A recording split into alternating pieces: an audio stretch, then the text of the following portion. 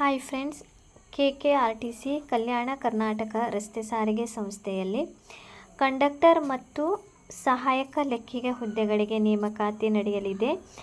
ಯಾವ ರೀತಿ ನೀವು ಅರ್ಜಿ ಸಲ್ಲಿಸಬೇಕು, ಯಾವ ರೀತಿ ಹುದ್ದೆಗಳ ವರ್ಗೀಕರಣ ಮಾಡಿದ್ದಾರೆ, ಕಂಡಕ್ಟರ್ ಲೈಸೆನ್ಸ್ ಯಾವಾಗ ಮಾಡಿಸಿರಬೇಕು, ತುಂಬ ಜನರು ಕಮೆಂಟ್ ಮುಖಾಂತರ ಕೇಳುತ್ತಾ ಇದ್ದೀರಿ. ಸೊ ಇದರ ಬಗ್ಗೆ ಕೂಡ ಮಾಹಿತಿಯನ್ನು ನೀಡುತ್ತೇನೆ. ವಿಡಿಯೋ ಸ್ಕಿಪ್ ಮಾಡದೆ ಕೊನೆವರೆಗೂ ನೋಡಿ. ಯಾರೆಲ್ಲ ನನ್ನ ಚಾನೆಲ್ ಹೊಸದಾಗಿ ನೋಡುವರು ಪ್ಲೀಸ್ ಸಬ್ಸ್ಕ್ರೈಬ್ ಮಾಡಿ ಮತ್ತು ಪಕ್ಕದಲ್ಲಿರೋ ಬೆಲ್ ಐಕನ್ನನ್ನು ಕ್ಲಿಕ್ ಮಾಡಿ. ನಿಮಗೆಲ್ಲರಿಗೂ ಗೊತ್ತಿದೆ, KEದವರು ಒಂದೇ ನೋಟಿಫಿಕೇಷನ್ ಬಿಟ್ಟಿದ್ದಾರೆ. ಹಲವಾರು ಡಿಪಾರ್ಟ್ಮೆಂಟಿಗೆ ಬೇರೆ ಬೇರೆ ಹುದ್ದೆಗಳಿಗೆ ಒಂದೇ ನೋಟಿಫಿಕೇಷನ್ನಲ್ಲಿ ಸಂಪೂರ್ಣ ಮಾಹಿತಿಯನ್ನು ನೀಡಿದ್ದಾರೆ. ಸೊ ನಾವು ಈಗ ತುಂಬ ಜನರಿಗೆ ಸ್ವಲ್ಪ ಕನ್ಫ್ಯೂಷನ್ ಕೂಡ ಇದೆ ಒಂದೇ ನೋಟಿಫಿಕೇಷನ್ ಆಗಿರುವುದರಿಂದ. ಈಗ ನಾವು ವಿದ್ಯಾರ್ಹತೆ ನೋಡುವುದಾದರೆ ಶೈಕ್ಷಣಿಕ ಅರ್ಹತೆ PUC ಆದವರು, 12th ಆದವರು ಈ ಒಂದು ಕಂಡಕ್ಟರ್ ಹುದ್ದೆಗೆ ನೀವು ಅರ್ಜಿಯನ್ನು ಸಲ್ಲಿಸಬಹುದು. ಸಹಾಯಕ ಲೆಕ್ಕಿಗ ಇದಕ್ಕೂ ಕೂಡ PUC ಆದವರು ಅರ್ಜಿಯನ್ನು ಸಲ್ಲಿಸಬಹುದು. ಅದರ ಜೊತೆಗೆ ನೀವು ನೋಡಿ 10th +2 ICSE ಅದೇ ರೀತಿ CBSE ಈ ಒಂದು ಕೋರ್ಸ್ ಮಾಡಿದವರು ಕೂಡ ನೀವು ಉತ್ತೀರ್ಣರಾಗಿರಬೇಕು. ಅಂಥವರು ಕೂಡ ಅರ್ಜಿಯನ್ನು ಸಲ್ಲಿಸಬಹುದು. ಅದರ ಜೊತೆ ನೀವು 3 ವರ್ಷಗಳ ಡಿಪ್ಲೊಮಾ ಕೋರ್ಸ್ ಮಾಡಿದವರು ಕೂಡ ಈ ಒಂದು ಹುದ್ದೆಗೆ ಅರ್ಜಿಯನ್ನು ಸಲ್ಲಿಸಬಹುದು. ನೋಡಿ, ಮಾನ್ಯತೆ ಹೊಂದಿರುವ ಮೋಟಾರ್ ವಾಹನ ಕಂಡಕ್ಟರ್ ಪರವಾನಗಿ ಮತ್ತು ನೀವು ಬ್ಯಾಚನ್ನು ಕೂಡ ಹೊಂದಿರಬೇಕು.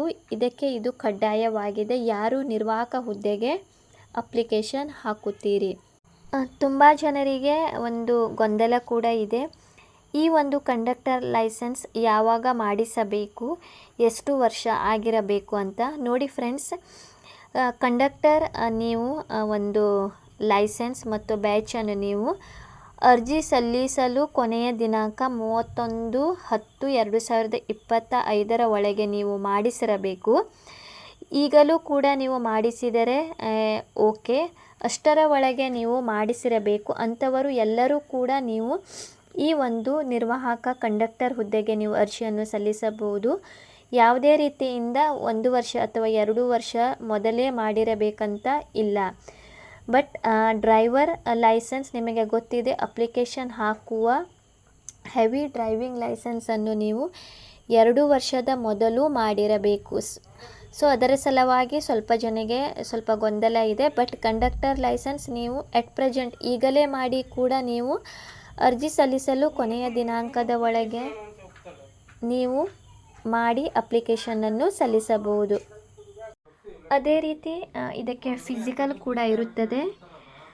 ನೋಡಿ, ನಿಗದಿಪಡಿಸಿರುವ ಭೌತಿಕ ಮಾನದಂಡದಂತೆ ಪುರುಷರು ಮತ್ತು ತೃತೀಯ ಲಿಂಗ ಅಭ್ಯರ್ಥಿಗಳು ಕನಿಷ್ಠ 160 ಸೆಂಟಿಮೀಟರ್ ಮತ್ತು ಮಹಿಳೆ ತೃತೀಯ ಲಿಂಗ ಇವರಿಗೆ 150 ಸೆಂಟಿಮೀಟರ್ ಎತ್ತರ ಹೊಂದಿರಬೇಕು. ನೋಡಿ ಫ್ರೆಂಡ್ಸ್, ಇದು 150 ಮಹಿಳೆಯರಿಗೆ ಮತ್ತು 160 ಸೆಂಟಿಮೀಟರ್ ಪುರುಷರ ಒಂದು ಹೈಟ್ ಇರಲೇಬೇಕು. ಇಲ್ಲದಿದ್ದರೆ ನೀವು ಫಿಸಿಕಲ್ನಲ್ಲಿ ಅವರು ರಿಜೆಕ್ಟ್ ಮಾಡುತ್ತಾರೆ. 1 ಇಂಚ್ ಕೂಡ ಕಡಿಮೆ ಇರಬಾರದು. ಯಾಕಂದರೆ BMTCಯಲ್ಲಿ ಸೇಮ್ ಹಾಗೆ ಆಗಿದೆ. ತುಂಬ ಜನರು ಪರೀಕ್ಷೆ ಪಾಸ್ ಆಗಿದ್ದಾರೆ, ಬಟ್ ಫಿಸಿಕಲ್ನಲ್ಲಿ ಫೇಲ್ ಆಗಿದ್ದಾರೆ. ಸೊ ಮೊದಲು ನೀವು ಅಪ್ಲಿಕೇಶನ್ ಹಾಕುವ ಮೊದಲು ನೀವು ನಿಮ್ಮ ಒಂದು ಹೈಟ್ ಚೆಕ್ ಮಾಡಿ ಆಮೇಲೆ ನೀವು ಅಪ್ಲೈ ಮಾಡಿ. ಇಲ್ಲದಿದ್ದರೆ ಸುಮ್ಮನೆ ವೇಸ್ಟ್ ಅಂತಲೇ ಹೇಳಬಹುದು. ನೀವು ಬೇರೆ ಒಂದು ಜಾಬಿಗೆ ಟ್ರೈ ಮಾಡಬಹುದು. ಅರ್ಜಿ ಸಲ್ಲಿಸುವ ವಿಧಾನ ಪ್ರಾಧಿಕಾರದ ವೆಬ್ಸೈಟ್ ಇಲ್ಲಿ ನೀಡಿದ್ದಾರೆ. ಆ ಒಂದು ವೆಬ್ಸೈಟಿಗೆ ಹೋಗಿ ನೀವು ಅರ್ಜಿಯನ್ನು ಸಲ್ಲಿಸಬೇಕು. ಅರ್ಜಿ ಸಲ್ಲಿಸುವ ಮೊದಲು ನೀವು ಸ್ಪಷ್ಟವಾಗಿ ಓದಿ ನೀವು ಅಪ್ಲಿಕೇಶನ್ ಹಾಕಬೇಕು. ಒಂದು ಸಲ ನೀವು ಅರ್ಜಿ ಸಲ್ಲಿಸಿದ ಮೇಲೆ ಯಾವುದೇ ರೀತಿಯಿಂದ ಮತ್ತೆ ತಿದ್ದುಪಡಿಗೆ ಅವಕಾಶ ಇಲ್ಲ ಅಂತ ಮೊದಲೇ ಅವರು ತಿಳಿಸಿಕೊಟ್ಟಿದ್ದಾರೆ. ಅರ್ಜಿ ಸಲ್ಲಿಸಲು ಪ್ರಾರಂಭದ ದಿನಾಂಕ ಅಕ್ಟೋಬರ್ 8ನೇ ತಾರೀಕಿನಿಂದ ಅಕ್ಟೋಬರ್ 31ನೇ ತಾರೀಕುವರೆಗೆ ನೀವು ಅರ್ಜಿಯನ್ನು ಸಲ್ಲಿಸಬಹುದು. ಎಲ್ಲ ನಿಮ್ಮ ಡಾಕ್ಯುಮೆಂಟ್ ಮೀಸಲಾತಿಗೆ ಅನುಗುಣವಾಗಿ ಎಲ್ಲ ಡಾಕ್ಯುಮೆಂಟ್ ನಿಮ್ಮದು 31/10/2025 ಒಳಗೆ ನೀವು ಮಾಡಿಸಿರಬೇಕು. ಆಮೇಲೆ ಮಾಡಿಸಿದರೆ ಅದು ಯಾವುದೇ ರೀತಿಯಿಂದ ವ್ಯಾಲಿಡ್ ಆಗುವುದಿಲ್ಲ. ಕನ್ನಡ ಮಾಧ್ಯಮ ಆಗಲಿ, ಗ್ರಾಮೀಣ ಮಾಧ್ಯಮ ಆಗಲಿ ಅಥವಾ ಕಂಡಕ್ಟರ್ ಲೈಸೆನ್ಸ್ ಆಗಲಿ. ಎಲ್ಲ ಡಾಕ್ಯುಮೆಂಟ್ ನೀವು 31/10/2025 ಒಳಗೆ ನೀವು ಮಾಡಿಸಿರಬೇಕು. ಏನಾದರೂ ಡೌಟ್ ಇದ್ದರೆ ನೀವು ಕಮೆಂಟ್ ಸೆಕ್ಷನ್ನಲ್ಲಿ ಕೇಳಬಹುದು. ಸ್ಪರ್ಧಾತ್ಮಕ ಪರೀಕ್ಷೆಯ ವೇಳಾಪಟ್ಟಿಯನ್ನು ನಂತರ ದಿನದಲ್ಲಿ ಅವರು ಪ್ರಾಧಿಕಾರದ ವೆಬ್ಸೈಟ್ನಲ್ಲಿ ಪ್ರಕಟಿಸಲಾಗುವುದು ಅಂತ ಅವರು ತಿಳಿಸಿಕೊಟ್ಟಿದ್ದಾರೆ. ಅದೇ ರೀತಿ ಅವರು ಪ್ರಾಧಿಕಾರದವರೇ ತಿಳಿಸಿಕೊಟ್ಟಿದ್ದಾರೆ. ಮೇ ಬಿ ಎಕ್ಸಾಮ್ ಡಿಸೆಂಬರ್ ಅಥವಾ ಜನವರಿನಲ್ಲಿ ಆಗಬಹುದು ಅಂತ ಅವರು ಮಾಹಿತಿಯನ್ನು ಕೂಡ ನೀಡಿದ್ದಾರೆ. ನೋಡುವ. ವಯೋಮಿತಿ ನೋಡುವುದಾದರೆ ಕನಿಷ್ಠ 18 ವರ್ಷ, ಗರಿಷ್ಠ ಸಾಮಾನ್ಯ ಅಭ್ಯರ್ಥಿಗಳಿಗೆ 3 ವರ್ಷದ ವಯೋಮಿತಿ ಸಡಿಲಿಕೆ ಅವರು ನೀಡಿದ್ದಾರೆ. ಸೊ ಸಾಮಾನ್ಯ ಅಭ್ಯರ್ಥಿಗಳಿಗೆ 38 ವರ್ಷ, 2A 2B 3A 3B ಅವರಿಗೆ 41 ವರ್ಷ, ಪರಿಶಿಷ್ಟ ಜಾತಿ ಪರಿಶಿಷ್ಟ ಪಂಗಡ ಪ್ರವರ್ಗ 1 SC ST ಅವರಿಗೆ ಮತ್ತು ಪ್ರವರ್ಗ 1 ಅಭ್ಯರ್ಥಿಗಳಿಗೆ 43 ವರ್ಷದ ವಯೋಮಿತಿ ಸಡಿಲಿಕೆ ನೀಡಲಾಗುವುದು. ಈ ಒಂದು ವಯೋಮಿತಿ ನೀವು ಅಪ್ಲಿಕೇಶನ್ ಹಾಕುವ ಒಳಗೆ ಆಗಿರಬೇಕು, ಅಂದರೆ ಅರ್ಜಿ ಸಲ್ಲಿಸುವ ಕೊನೆಯ ದಿನಾಂಕದ ಒಳಗೆ ಆಗಿರಬೇಕು.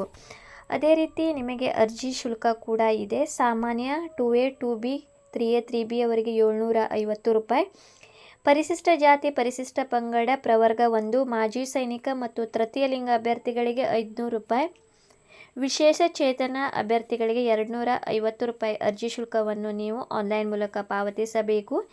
ಯಾವುದೇ ರೀತಿಯಿಂದ ಪಾವತಿಸಿದ ಶುಲ್ಕವನ್ನು ಅವರು ಹಿಂತಿರುಗಿಸಿ ಮತ್ತೆ ಕೊಡುವುದಿಲ್ಲ. ಹುದ್ದೆಗಳ ವರ್ಗೀಕರಣ ಈ ರೀತಿಯಾಗಿ ಮಾಡಿದ್ದಾರೆ ಅವರು. ಕಲ್ಯಾಣ ಕರ್ನಾಟಕ ರಸ್ತೆ ಸಾರಿಗೆ ನಿಗಮ ಕೇಂದ್ರ ಕಚೇರಿ ಕಲಬುರಗಿ. ಹುದ್ದೆ ಹೆಸರು ನಿರ್ವಾಹಕ ಸ್ಥಳೀಯ ವೃಂದ. ಹುದ್ದೆಗಳ ವರ್ಗೀಕರಣ 1ನೇ ವೃತ್ತ 1ನೇ ಬಿಂದುವಿನಿಂದ 3ನೇ ವೃಂದದ 40ನೇ ಬಿಂದುವಿನವರೆಗೆ ಅಂತ. ಇಲ್ಲಿ ನೋಡಿ ಪರಿಶಿಷ್ಟ ಜಾತಿಗೆ ಎಷ್ಟು ಇದೆ, ಮಹಿಳೆಯವರಿಗೆ, ಗ್ರಾಮೀಣ, ಮಾಜಿ ಸೈನಿಕ, ಕನ್ನಡ ಮಾಧ್ಯಮ, ಯೋಜನಾ ನಿರಾಶ್ರಿತ, ತೃತೀಯ ಲಿಂಗ, ಪರಿಶಿಷ್ಟ ಜಾತಿ, ಆಮೇಲೆ ಇಲ್ಲಿ ಬೇರೆ ಬೇರೆ ಇದೆ. ಪರಿಶಿಷ್ಟ ಪಂಗಡ ಪ್ರವರ್ಗ 1 2A 2B 3A 3B ಸಾಮಾನ್ಯ. ಒಟ್ಟು ಇಲ್ಲಿ 240. ಆಮೇಲೆ ಸಹಾಯಕ ಲೆಕ್ಕಿಗ ಸ್ಥಳೀಯ ವೃಂದದವರಿಗೆ ಇಲ್ಲಿ 13 ಇದೆ, ಬೇರೆ ಬೇರೆ ಒಂದು ಕಾಸ್ಟ್ನವರಿಗೆ.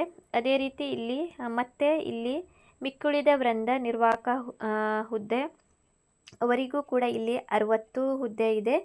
ಅದೇ ರೀತಿ ಈ ಸಹಾಯಕ ಇಲ್ಲಿ ಮಿಕ್ಕುಳಿದ ವೃಂದ 3 ಹುದ್ದೆ ಖಾಲಿ ಇದೆ. ಸೊ ನಾನು ಇದನ್ನು ಕೂಡ ನೀಡಿರುತ್ತೇನೆ. ನೀವು ಎಷ್ಟು ನಿಮ್ಮ ಒಂದು ಕ್ಯಾಟಗರಿಗೆ ಎಷ್ಟು ಹುದ್ದೆಗಳು ಖಾಲಿ ಇದೆ ಅಂತ ಕೂಡ ನಿಮಗೆ ಐಡಿಯಾ ಸಿಗುತ್ತದೆ. ಇದನ್ನು ನೀವು ನೋಡಿಕೊಂಡು ಅಪ್ಲಿಕೇಶನ್ ಕೂಡ ಹಾಕಬಹುದು ಫ್ರೆಂಡ್ಸ್. ಸ್ಯಾಲರಿ ಅಂದರೆ ಸಂಬಳ ನೋಡುವುದಾದರೆ ಸಹಾಯ ಲೆಕ್ಕಿಗ ಇವರಿಗೆ 23,900ರಿಂದ 42,800. ನಿರ್ವಾಹಕ ಹುದ್ದೆಗೆ 18,660ರಿಂದ 25,300. ಮೊದಲನೇ ವರ್ಷ 1 ವರ್ಷ ನಿಮಗೆ ಟ್ರೈನಿಂಗ್ ಪೀರಿಯಡ್ ಇರುತ್ತದೆ. ಮಾಸಿಕ ತರಬೇತಿ ಭತ್ಯೆ ಅಂತ ನಿಮಗೆ ಅಲ್ಲಿ 14,000 ನೀಡುತ್ತಾರೆ ಫ್ರೆಂಡ್ಸ್. ಏನಾದರೂ ಡೌಟ್ ಇದ್ದರೆ ನೀವು ಕಮೆಂಟ್ ಸೆಕ್ಷನಲ್ಲಿ ಕೇಳಬಹುದು. ಈ ಮಾಹಿತಿ ಇಷ್ಟವಾದರೆ ನನ್ನ ಚಾನಲನ್ನು ಲೈಕ್ ಮಾಡಿ, ಸಬ್ಸ್ಕ್ರೈಬ್ ಮಾಡಿ ಮತ್ತು ಶೇರ್ ಮಾಡಿ.